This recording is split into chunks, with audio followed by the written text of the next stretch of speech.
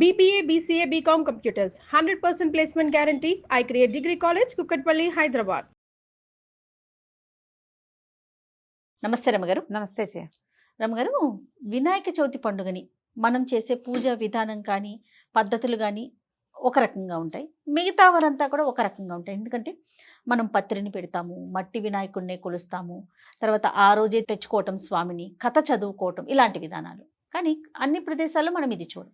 మనం ఈ పద్ధతిని ఎందుకు వినాయక చవితిని జరుపుకుంటాం? అంటే దీని వెనుకాల ఏమన్నా? ఇప్పుడు గణపతి చతుర్థి దేశమంతా ఒకటే. అవును, చవితి నాడు పూజ చేసుకోవాలి. ఈయన ఈరోజు జన్మించాడు, ఆయన పుట్టినరోజు, అందుకని పూజ చేసుకుంటాం. దేశమంతా అలాగే చేస్తాం. ఇప్పుడు మనకి ప్రత్యేకంగా ఏమిటి, ఈ మట్టి వినాయకుడు, ఈ ఏకవింశతి పత్రాలు, మళ్ళా ఈ పత్రిని, ఈ వినాయకుడిని పొలాల్లో నిమజ్జన పొలాల్లో పెట్టడము, వినాయకుడిని తీసుకెళ్ళి ఈ పత్రాలన్నీ నిమజ్జనం పారే నీటిలో వేయటము. మనకు అవకాశం లేదు కాబట్టి మనం హుస్సేన్ సాగర్లో తీసుకెళ్ళి పెడుతున్నాం. కానీ పూర్వం ఏం చేసేవాళ్ళు, పంట పొలాల్లో అక్కడ పెట్టేసేవాళ్ళు. అవును, అప్పుడు ఇప్పుడు ఇంతంత రంగులు ఈ రకరకాల కొబ్బరి పిచ్చితోటి, ప్లాస్టర్ ఆఫ్ ప్యారిస్ తోటి ఇంత పెద్దవాడిని అలా ఏం చేసేవాళ్ళు కాదు. అవును, మనం మండపాల్లో చేసిన వినాయకుడు అయినా కూడా చిన్నదే మట్టి వినాయకుడినే చేసేవాళ్ళు. ఊరేగింపుగా తీసుకెళ్ళి పారే నీటిలో అట్లా వేసేవాళ్ళు. అయితే ఇప్పుడు మనకెందుకు ఈ విధానం ఎందుకు ప్రవేశపెట్టారంటే, సాధారణంగా మన పండుగలన్నీ కూడా ప్రకృతి నియమాల వల్ల వచ్చేవి. ఈ నెలలో ప్రత్యేకంగా ఇప్పుడు ఇదేంటి, వర్ష ఋతువు, శ్రావణ భాద్రపదాలు వర్ష ఋతువు. అవును, ఈ విస్తారంగా ఆకులు అలములు ఎట్లా పెరుగుతాయి జయ, ఈ నిజామాబాదు అవి మనం రోడ్ల మీద ఎక్కడికైనా వెళ్తామా, 3 నెలల క్రితం లేనిది ఇప్పుడు మనకి ప్రత్యేకంగా కనపడే మార్పు ఏంటి, ప్రకృతి శోభాయమానంగా ఉంటుంది. పచ్చగా ఒక గరికం లేదు, గడ్డం లేదు, కానుక చెట్టం లేదు, రావి చెట్టం లేదు, అన్ని విరగబూసేసి అసలు ఎంత ఆకుపచ్చదనంతోటో ఉంటుంది. వర్షాకాలం వచ్చేసరికి ప్రత్యేకంగా ఔషధీ గుణాలు కలిగినటువంటి మొక్కలు విస్తారంగా పెరుగుతాయి. ఎండాకాలంలో ఎండి మాడి మసైపోయినవి కొంచెం తొలకర పడేసరికి చిగురెత్తి వస్తాయి. ఇప్పుడు మనకి పూజలో మనకి చెప్పబడిన ఆకులన్నిటికీ కూడా ప్రతిదానికి ఒక విశిష్టత, ప్రతిదానికి ఒక ఔషధ గుణం ఉంది. పైగా ఈ కాలం ఏంటి, ఇక్కడ మొదలుపెట్టి ఈ వర్షాకాలంలో జలుబులు దగ్గులు ఓల్డని వస్తాయా, ఇక్కడి నుంచి మనకు అంత చల్లగానే ఉంటుందా. దీని తర్వాత ఋతువు, ఆ తర్వాత ఋతువుల్లో ఏమవుతుంది, వాతావరణం చల్లగా ఉంటుంది. 6 నెలల పాటు మనం చల్లటి వాతావరణంలోనే ఉంటాం కదా. ఇప్పుడు ఔషధ గుణాలున్నవి ప్రతిరోజు నువ్వు కషాయం తీసుకో, అదేదో చేయి, ఈ నీళ్ళల్లో వేసుకొని ఎవరి వల్ల అవుతుంది, అవదు. ఈ 21 పత్రాలతో ఇంటింట్లోనూ ఈ ఆకులతో పూజ చేసి ఈ ఆకులన్నీ పట్టుకెళ్ళి నదుల్లో వేస్తారు. నది నీటిలో ఇవి నానిపోతాయి, కుళ్ళుతాయి కూడా. ఈ నది పరివాహక ప్రాంతాలన్నిటికీ వెళ్తుంది. ఇవాళ ఇప్పుడు పండగ చేసుకుని 2వ రోజు అంటే భాద్రపద మాసం వచ్చిన వారం 10 రోజుల లోపల మనం ఈ ఆకులన్నీ నీళ్ళకి సమర్పయామి చేస్తాం, లేదా పొలాల్లో అయినా. ఆకులేమో నీటిలో వేస్తారు, వినాయకుడిని పొలంలో పెడతాం. ఇవన్నీ నీళ్ళలోకి వెళ్ళిపోతాయి. ఈ నీరు అవి ఎక్కడెక్కడికి వెళ్తున్నాయో వాటి ఔషధ గుణాన్ని మోసుకెళ్తాయి, సారవంతం చేస్తాయి నేలని. ఇప్పుడు ఆకులు కుళ్ళితే ఏమవుతుంది, నేల సారవంతం అవుతుంది. పంటలు తదుపరి కాలాల్లో పంటలు బాగా పండుతాయి. ఇప్పుడు ఫ్రెష్గా ఉన్న ప్రతి ఆకు తుంపటం వల్ల, పైగా ఇప్పుడు కొనుక్కుంటున్నాం సిటీలో. ఇదివరకు ఏం చేసేవాళ్ళు, ఆకులు కోసుకొచ్చేవాళ్ళు.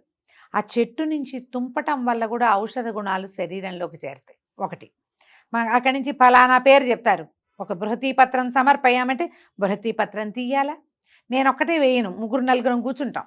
ఇంట్లో పిల్లలుంటే 4 పిల్లలుంటే తండ్రి 4 పిల్లలు కూర్చుంటే అందరూ తలా ఒక పత్రము వేస్తాం. ఆ పత్రాలు ముట్టుకోవటం వల్ల కూడా ఔషధ గుణాలు శరీరంలోకి వెళ్తాయి. ఇప్పుడు మనం చేస్తున్నది ఏం చేస్తాం, మనం అలంకారానికి బాగా ప్రాధాన్యత ఇస్తాం. ఎన్ని లైట్లు పెట్టాము, ఎంత గ్రాండియర్ చేసాము, వాళ్ళు ఎవరినో పిలిచి ప్లానర్స్ని పిలిచి ఎంత బాగా ప్లాన్ చేసాము అనే కాలాన్ని బట్టి మారుతుందమ్మా. అది తప్పని కాదు, కానీ ఇదివరకటి విధానం ఏం చేసి ఇట్లా చేసేవాళ్ళం.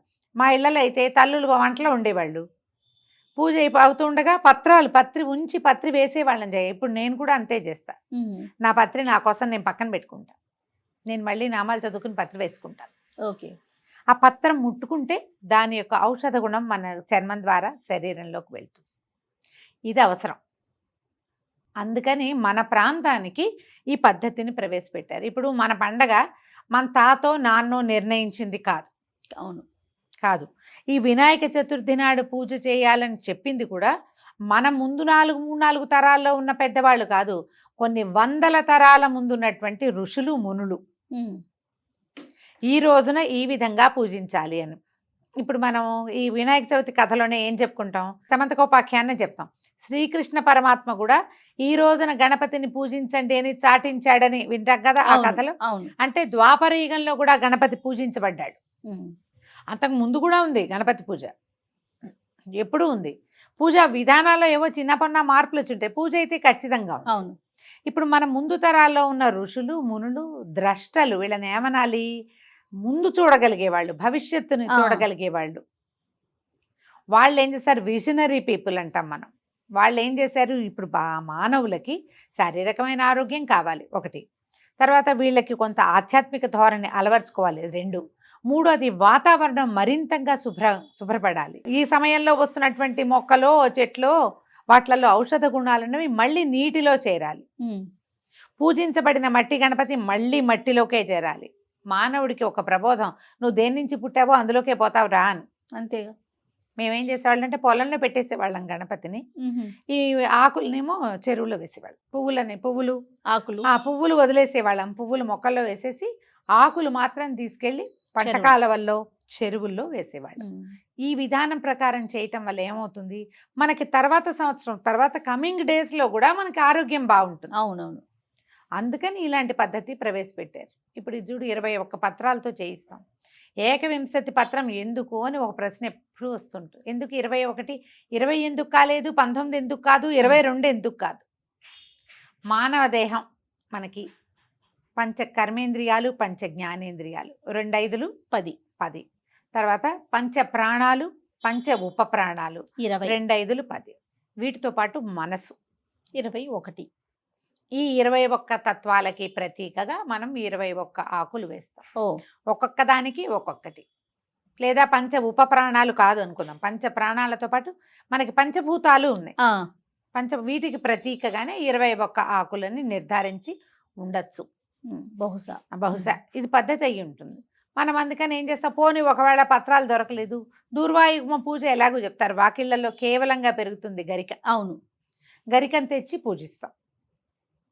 ఈ విధంగా పూజించడం వల్ల ఏంటంటే మనం ఆ గరికని ముట్టుకోవటము, గరికని సమర్పించటము, గరికని మళ్ళీ నీటిలో వేయటము, ఇవన్నీ కూడా మనకి తర్వాత రోజుల్లో ఆరోగ్యంగా ఉండటానికి ఉపయోగపడేవి. పూర్తిగా మన ఆరోగ్యం కోసమే కదా రమ్మగారు. అంతే, భక్తి శ్రద్ధలకి ఎంత ప్రాధాన్యత ఇచ్చామో ఆరోగ్యం మీద కూడా అంత దృష్టి పెట్టే పెద్దలు నిర్ణయించారు. మీరు ఏ పండగైనా కార్తీక మాసంలో పొద్దున్నే స్నానాలు చేయాలి, ఆరోగ్యం కోసమే. అవును, సీజన్ని దాన్ని గెలవడానికి మనం ఈ పని చేస్తాం. మరి మీరు ఆలోచించి చక్కగా ఇవన్నీ పండుగను ఎందుకు జరుపుకోవాలి అని అనుకుంటే ఆ ప్రశ్నకి మనకి సమాధానం దొరుకుతుంది. మీరే ఆలోచించుకున్నా మనకు అర్థమవుతుంది. ఈ పత్రాల్లో కొన్నైనా మనం కోసి మనమే వెతుక్కుని, ఇది వరకు జయ హైదరాబాద్ చుట్టుపక్కలంతా మనకి పోళ్ళంత గ్రీనరీ ఉండేది. ఊళ్ళల్లో కూడా ఏం చేసేవాళ్ళు, పిల్లలు పోయి తెచ్చుకునేవాళ్ళు. మేమైతే మా ఊళ్ళో వెతుక్కుని తెచ్చుకుంటుండే వాళ్ళు. ఏవో 1 2 దొరికేవి కాదు, మిగిలినవన్నీ దొరికేవి.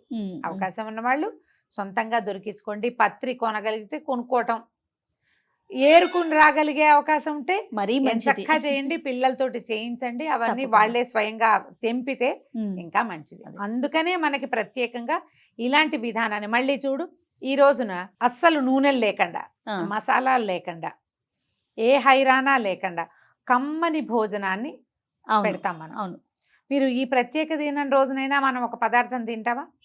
ఇప్పుడు ఇందులో చూడు, ఈ వినాయక చవితి ఒకటే కాకుండా నెల నెల వచ్చే సవితి పండగలు చేసుకునే పద్ధతి కూడా కొన్ని చోట్ల కనపడుతుంది. సంకటహార చతుర్థి చేస్తాం. అవును, ఆ రోజున కూడా అంతే. మనం ఏమి మసాలాలు గిసాలాలు చేయం, కుడులో ఉండ్రాళ్ళు నివేదన పెడతాం. బుద్ధికి ఎక్కువ మసాలాలు ఇవ్వద్రా నాయన, దానికి సరిపడా ఇస్తే చాలు. అవును, ఎంత సాత్వికత ఇస్తే అంత మంచిగా పనిచేస్తుంది. ఈ దరిద్రాలన్నీ వినకుండా ఉంటాం, మనం ప్రశాంతంగా ఉంటాం, ఆరోగ్యం బాగుంటుంది అని చెప్పడానికే ఇలాంటి ఆరాధనా క్రమాన్ని మనకి అలవర్చి ఉండవచ్చు. పిల్లలు కనుక మనకి ప్రశ్నిస్తే వినాయక చవితిని మనం ఎందుకు చేసుకోవాలి అంటే ప్రకృతితో మమేకం అవటం, ఆరోగ్యాన్ని కాపాడుకోవటం. అంతే. రైట్ అమ్మగారు, మరొకసారి వినాయక చవితి శుభాకాంక్షలు.